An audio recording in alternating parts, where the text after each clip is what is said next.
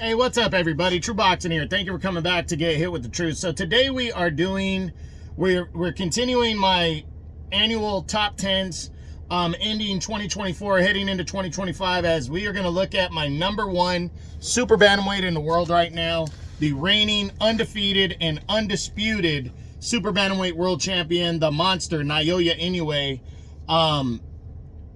Now, before we get into that, if you could smash the like button, leave a comment, or subscribe to the channel, I really do appreciate any and all support that I can get as I continue to build my channel here. So, Inoue, reigns another year at #1. He went coast to coast, stayed #1. He entered the year as the undisputed champion after defeating, after he had knocked out Marlon Tapales to unify all 4 belts and become undisputed champion in December of last year.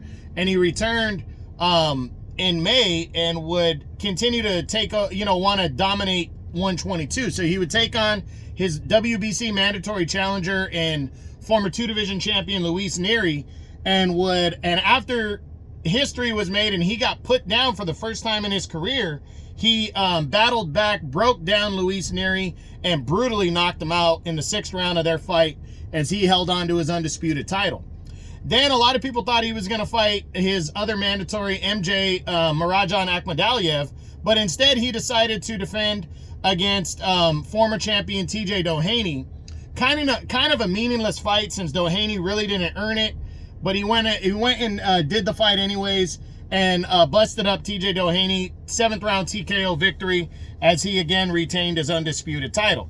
He was then going to make another mandatory, clear up 2 of his mandatories against undefeated Sam Goodman on Christmas Eve, December 24th, but Goodman pulled out with an injury and the fight was postponed and pushed back a month. And now that we enter 2025, that fight is good to go for Friday, January 24th on ESPN. Naoya Inoue will challenge, or will defend his undisputed title against Sam Goodman, the undefeated mandatory challenger. Again, Goodman is his mandatory challenger in 2 of the 4 governing bodies, the WBO and the IBF.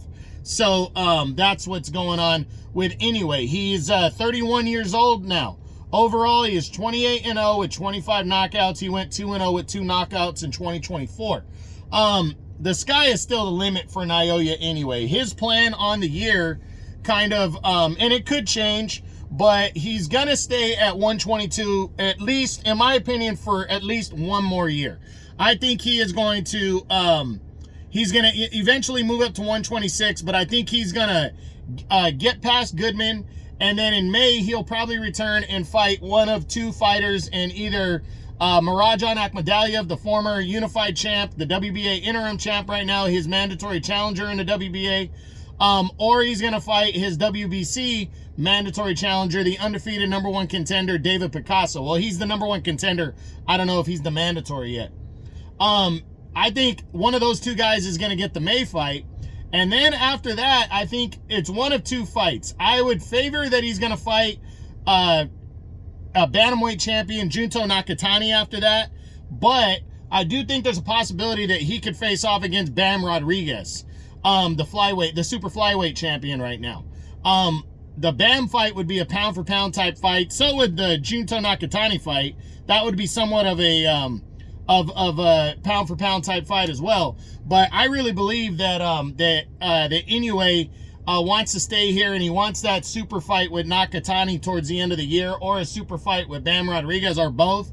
He can get whatever he wants. So we'll see what happens for Inoue, but he first has to get past mandatory challenger Sam Goodman. Again, that fight's taking place Friday, January 24th on ESPN. So that's it. That's what I got. That is my #1 super bantamweight in the world right now, the reigning undefeated, undisputed pound-for-pound fighter, Naoya Inoue, the monster. I hope you enjoyed the video. If you did, smash the like button, leave a comment, or subscribe to the channel. I appreciate any and all support. This is True Boxing, and you've been hit with the truth.